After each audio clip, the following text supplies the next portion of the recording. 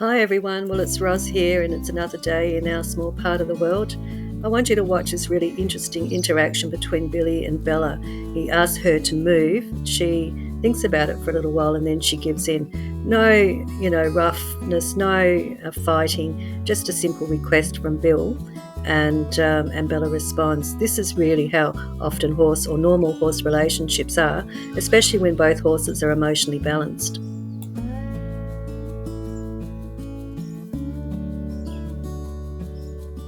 Often when horses are competing for resources in adjustment facilities, there's no real herd dynamics. There may be friendships, but there's not that sense of being a team or a herd or companions.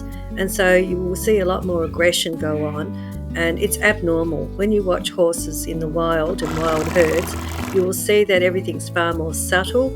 Only if the horse is not responding to another horse within the herd, you might see a little bit more action. However, in reality, wild herds are much more normal in horse behaviour than horses that are confined in adjustment facilities. And this is something that we all should really be thinking about.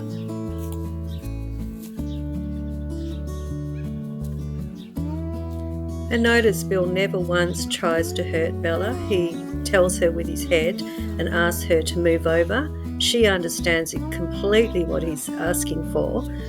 When she tries to ignore him, he taps her gently on the shoulder to reinforce the fact that he wants her to shift over so that they can share that hay net. It's a beautiful form of communication, and often one that you won't see because we're told that it's always about power and power imbalances and establishing herd hierarchy. Well, in reality, it's not the truth. Horses compromise with each other all the time, irregardless of where they are within that herd hierarchy.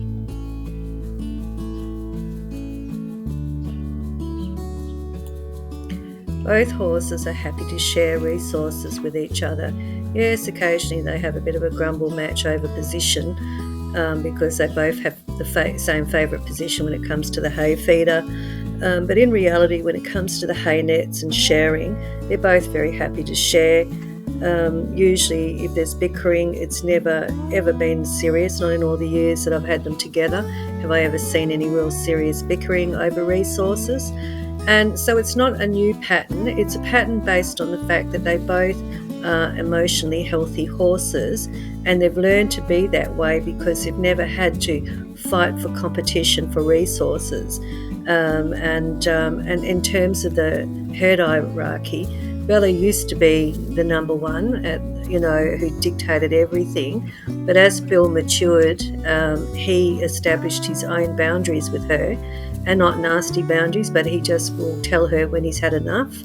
And look, on occasion he's very forgiving with her when she's hormonal, but they mutually respect each other, and there's compromises in reality. Apart from when you see them playing games. Even then, when they're playing games, they're never serious and there's never intent, unlike we often see with humans who are much more ego-driven.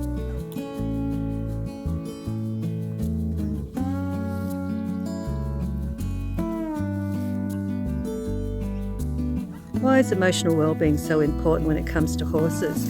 Look, in humans there is, it's well known that there's a mind-body relationship when it comes to health, and if you're under stress, your body's under stress and you're more immune compromised. It's no different in horses. So if your horse is not emotionally well and is living in a constant state of stress, it's also never going to be at its optimum, no matter how hard you train it, no matter what your desires are for it. You have to maintain a horse's emotional well-being in order to get it to function to its optimum. And this is quite contrary to the whole herd leader theory that doesn't acknowledge the importance and the value of relationships from horse to horse or horse to human. And it's a big deal. So for me, as a horse owner, it's super important to me that both horses receive the maximum amount of attention for their emotional well-being. And that means that I don't always put myself first. Often I don't put myself first. Important for them is things like routine. So sticking to a clock, which they know I'm going to be consistent with, helps them to relax and not feel stressed around feed times. Of course, these two always have a little bit of a war quite often, but that's all in good fun with them. It's never serious. But both of them know that, as the clock ticks, they can expect their usual dinner times, whether it's their morning feed or afternoon feed, they can expect to receive that. So that in itself just reduces stress for them. They don't have to feel uptight about it. So it may be little things that you don't think about during the day, but routine is a big thing for horses. They have their own inbuilt clock. When it comes to training is another area where I'm very, connected to the horse's feelings. Bill tells me when he's had enough. He also tells me when he wants more. And so I've learned to respect his boundaries. And again, that goes against the popular, make the wrong thing hard and the right thing easy. Your master-servant type mentality. For me, it's about encouraging the horse to want to work with you, accepting when the horse says, no, I've had enough.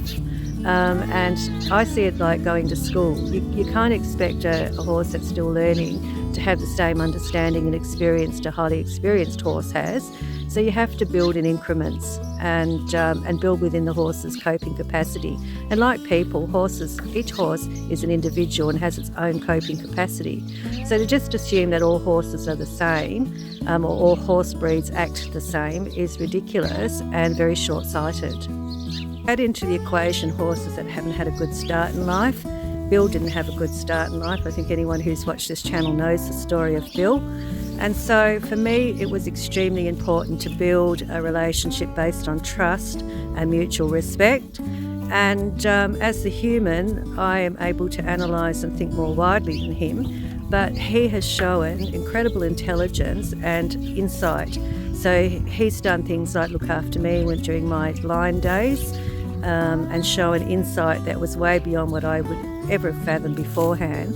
So he's taught me a lot as well. So it's been a relationship based on mutual understanding. Sure, we've had our fallings out and misunderstandings over the years, and sometimes he can be disrespectful to me, and sometimes I'm disrespectful to him. So we've had to learn to work the relationship out with each other. But basically, it's a love relationship, and it's based on how I feel towards him and how he feels towards me. The same goes for Bella. My relationship with Bella is completely different than my relationship with Bill's. Bella is a very sensitive flower. She had a good start in life, so it was never about her having a bad start, but she was relatively unhandled, and when we first got her, she was also highly reactive and very immature. So over the years, I've had to prove to Bella that I'm trustworthy and that she can have a safe and happy relationship with me. And as you see nowadays, one of the first things she wants in the morning, even before her food, is to be loved. So she comes up, leans her head over the fence and invites me in. Years ago, she'd never have done that. She's never really liked physical contact, but nowadays she asks for it. So that's because emotionally she is feeling more stable and understands me more, so I gave her time to figure me out rather than me trying to force her to figure me out. So again, always coming back to that emotional well-being point, helping her to understand me and also me respecting her boundaries. So when she's saying no, I respect that and step away. If she's feeling uncomfortable because she's in season, I respect that too. If she's having a bad mood day, and she does have bad mood days and shows me her frustration these days. She doesn't hide it or doesn't become overreactive.